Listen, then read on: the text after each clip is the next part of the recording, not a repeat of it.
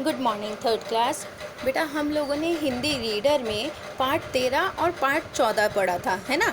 तो ये दोनों ही चैप्टर के वर्ड मीनिंग्स और इसका जितना भी वर्क है वो मैं आपको अभी इस वीडियो में समझा रही हूँ। रीडिंग तो हमने लाइव क्लास के टाइम पे कर ही ली थी, इसका जो वर्क है वो मैं आपको अभी समझा दूंगी। तो हमारे ये चैप्टर्स कंप्लीट हो जाएंगे, आपको पीडीएफ भी मिल जाएगी, तो आप पीडीएफ में से अपना वर्क कंप्लीट कर लीजिएगा। तो देखो पहला चैप्टर था हमारा पार्ट 13 जो कि हिमालय के बारे में था। ये लिखा था सोहन लाल द्विवेदी ने और इस चैप्टर में हमने पढ़ा था कि हमें हिमालय की तरह अटल रहना चाहिए और परेशानियों से घबराना नहीं चाहिए। तो देखो इसके शब्दार्थ देखते हैं पहले।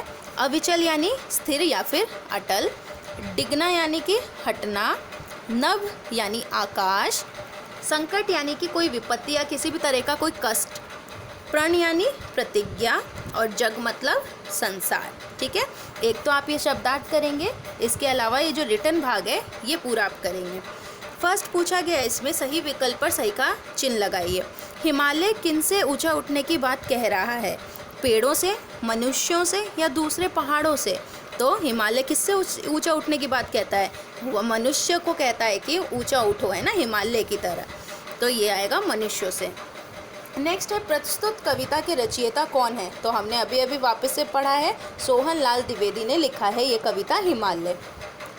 थर्ड है संकट के समय हमें कैसे खड़े रहना चाहिए? तो संकट के समय हमें अविचल खड़े रहना चाहिए। अविचल मतलब बिना हिले डुले एकदम अटल खड़े रहना चाहिए, है ना, संकट से घबराना नहीं चाहिए।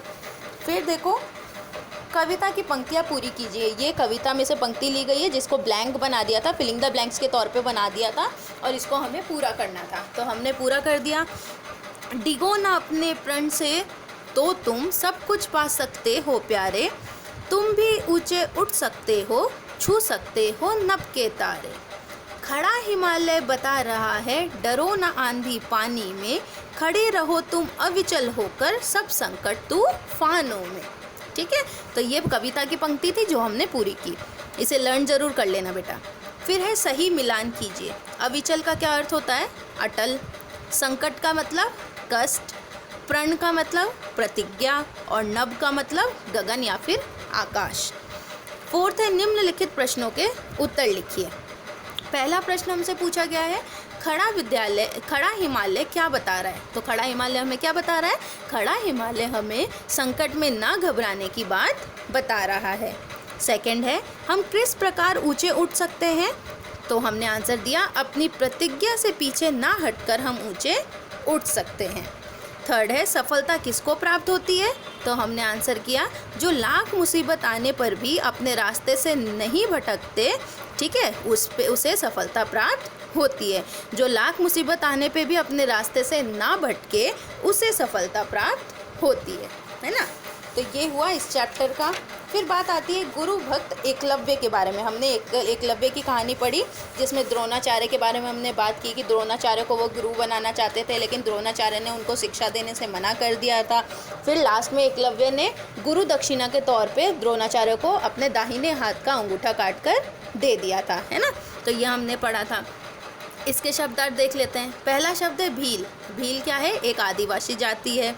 सेकंड है इनकार। इनकार मतलब मना करना। थर्ड है प्रसन्न यानी कि खुश। सहर्ष यानी खुशी के साथ। धनुर्विद्या यानी कि बाण चलाने की कला। अचरज यानी आश्चर्य। गुरु दक्षिणा मतलब गुरु को दी जाने वाली भेंट, यानी को गुरु को तोहफे में दी जाने वाली चीज़ों से गुरु दक्षिणा कहते हैं, वो कुछ भी हो सकता है। चकित मतलब हैरान। तो पहले तो आप ये शब्दार्थ करेंगे, फिर आप यहाँ रिटन पार्ट से करेंगे। एकलव्य एक डैश बालक था, गुरु भक्त या शिव भक्त? तो वो गुरु भक्त था, है ना, वो द्रोणाचार्य को अपना गुरु मानता था। नेक्स्ट है एकलव्य द्रोणाचार्य को अपना डैश मानता था, गुरु या देवता? तो गुरु मानता था। थर्ड है उसने कुत्ते का मुंह डैश से भर दिया, बाणों से या भालों से? तो उसने कुत्ते का मुंह बाणों से भर दिया था। ठीक है। एकलव्य ने सबका डैश किया, स्वागत या अपमान? तो एकलव्य ने सबका स्वागत किया था।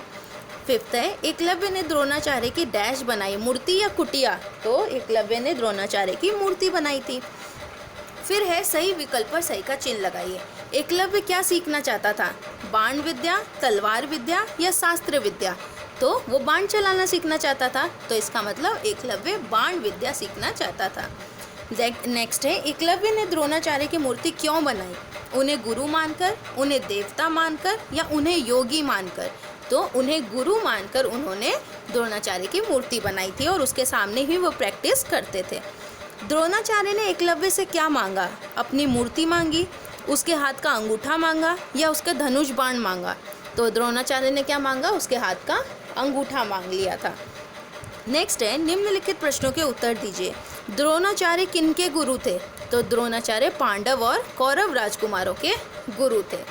सेकंड पूछा गया, एकलव्य ने बाण चलाना किससे सीखा? तो एकलव्य ने बाण चलाना खुद ही सीखा है ना, खुद से सीखा था उन्होंने।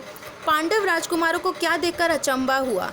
तो पांडव राजकुमारों को कुत्ते का मुंह बिना घाव के बाण से भरा देखकर अचंभा हुआ कि कुत्ते का मुंह बाण से भी भरा हुआ है लेकिन उस कुत्ते को कोई घाव भी नहीं लगा। ये देखकर उनको आश्चर्य हुआ और इसलिए वो ये ढूंढने लग गए थे कि बाण किसने चलाए हैं, और फिर उन्हें पता चला कि बाण एकलव्य ने चलाया है। फोर्थ है, एकलव्य ने अपनी गुरु भक्ति कैसे साबित की? तो अपने दाहिने हाथ का अंगूठा काटकर द्रोणाचार्य को दे एकलव्य ने अपनी गुरु भक्ति साबित की। ठीक है, तो ये हो गया। तो यहाँ तक का वर्क आप कंप्लीट करेंगे, शब्दार्थ करना मत भूलिएगा बेटा। तो इस तरह हमारे दोनों चैप्टर कंप्लीट हो गए, पार्ट 13 और पार्ट 14। इसका जो भी वर्क मैंने आपको अभी बताया है वो पूरा वर्क आप अपने नोटबुक में कंप्लीट कर लेंगे। इन केस आपको इन दोनों चैप्टर से रिलेटेड कोई भी प्रॉब्लम हो तो लाइव क्लास के टाइम पर आप पूछ सकते हैं। तो मिलेंगे फिर अपने नेक्स्ट क्लास में। टिल देन आप लोग अपना होमवर्क कंप्लीट कर लीजिए। Bye, take care.